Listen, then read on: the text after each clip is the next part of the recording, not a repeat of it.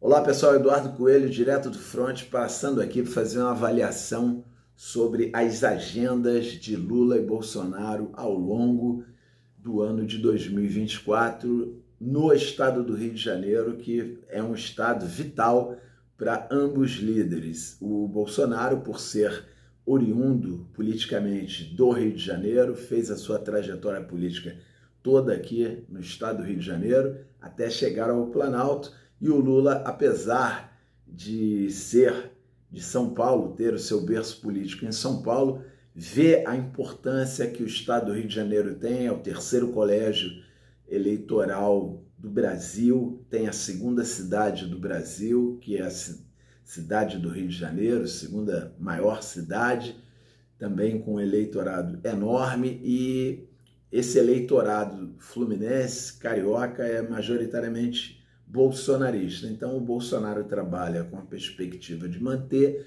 e o Lula trabalha com a perspectiva de reconquistar, observando-se que em eleições presidenciais passadas o Lula já venceu eleição aqui no Rio de Janeiro, tanto no estado como na cidade. Então é isso que a gente vai procurar avaliar, exatamente porque nesse jogo, nessa disputa, o resultado deu empate. Foram 15 agendas para cada líder político, para o Lula e para o Bolsonaro. O que a gente observa é que fica visível a importância do estado do Rio de Janeiro na geopolítica nacional, isso já vislumbrando a eleição de 2026. Então, o grande volume de aparições do Lula e do Bolsonaro demonstram exatamente esse interesse.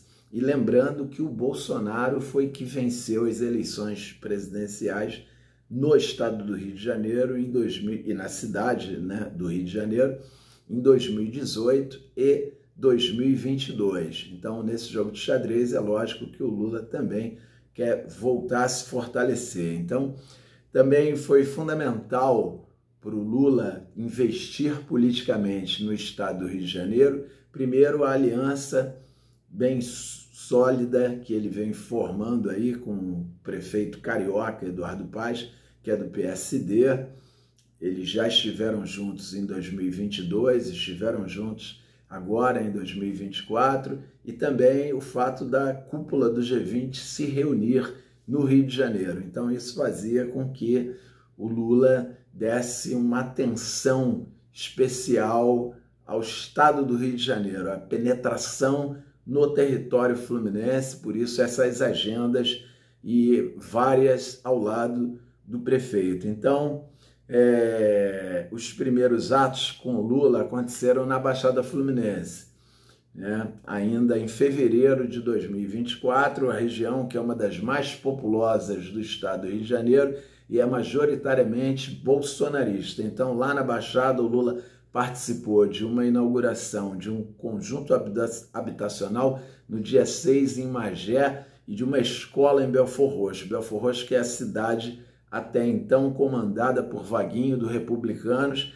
que é outro de seus aliados políticos fluminenses. E no dia 7, no Rio, o Lula inaugurou outra escola junto com Eduardo Paes e voltou no dia 23 de fevereiro para inaugurar o terminal rodoviário Gentileza no centro do Rio. No dia 2 de abril, o Lula voltou a se encontrar com Eduardo Paes na inauguração do Empatec. Em 4 de maio, ele entregou unidades do Minha Casa Minha Vida aqui no estado do Rio de Janeiro. No mês de junho, o Lula voltou a ter compromissos no Rio.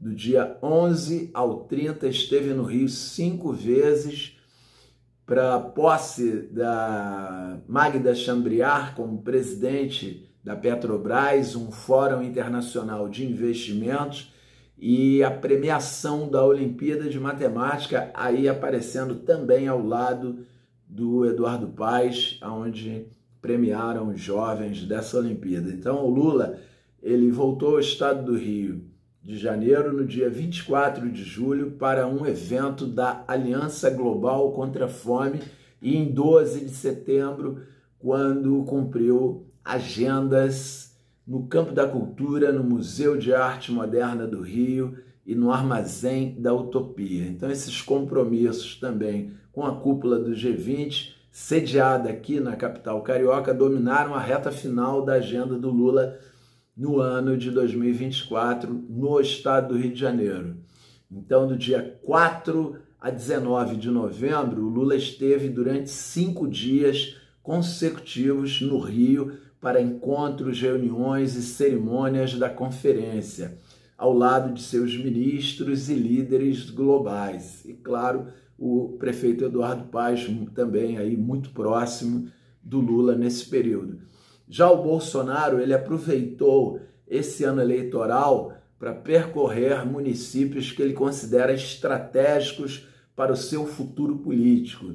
Em março, o Bolsonaro foi à praia de Copacabana, onde ele reuniu 32 mil pessoas num ato que contou com críticas ao Lula, exaltação ao bilionário Elon Musk, também críticas e ataques ao STF e pedido de anistia para os presos de 8 de janeiro. É até contraditório, né? Ele ataca o STF e pede anistia para os presos do 8 de janeiro. A gente também não pode esquecer que um pouquinho antes, em março, o Bolsonaro esteve em Maricá, que é um reduto petista, mas ele passou lá, fez a sua movimentação política, mas aí ele também esteve, Bolsonaro, em Saquarema, Araruama, São Pedro da Aldeia, Cabo Frio e Búzios. Depois ele esteve em Duque de Caxias, Itaguaí e Niterói. Então a mais recente aparição do Bolsonaro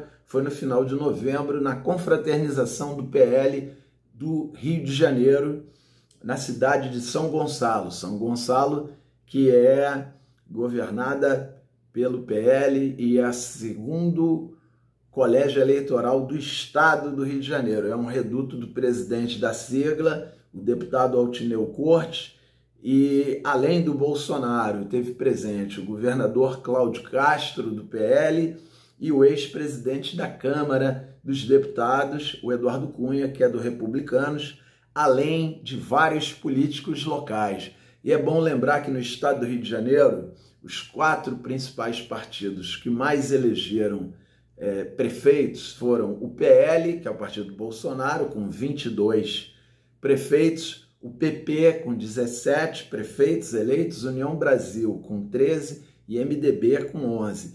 Porém, na questão do PL, que elegeu 22, é bom a gente ressaltar que nesse aspecto local, a influência do governador ela é muito mais importante do que a influência do presidente da República. Então, o prefeito ele geralmente precisa mais do governador até do que do próprio presidente da República. Isso explica aí o bom resultado para o PL, que é o partido do Bolsonaro, do Cláudio Castro, e que isso demonstra aí uma força do governador do Rio de Janeiro, Cláudio Castro, em ter eleito. E pelo lado progressista, já um resultado não muito bom, até para ruim, porque o PT, que é o partido do Lula, elegeu 3 prefeitos, que foi o Quaquá, em Maricá, a Fernanda Ontiveros, em Japeri, e o Andrezinho Siciliano, em Paracambi.